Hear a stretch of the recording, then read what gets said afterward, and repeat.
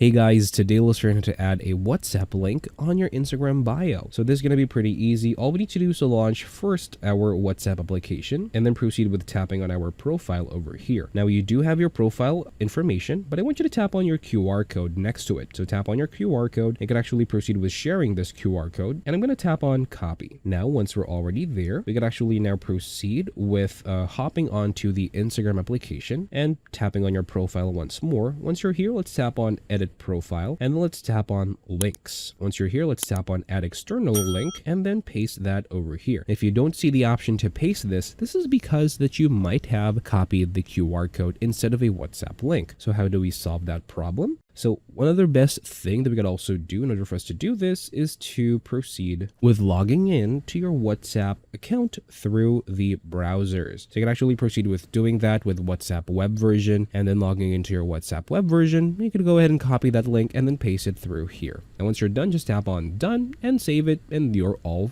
good. Basically, that's it for this video. Thank you guys for watching. Please like and subscribe, and take care.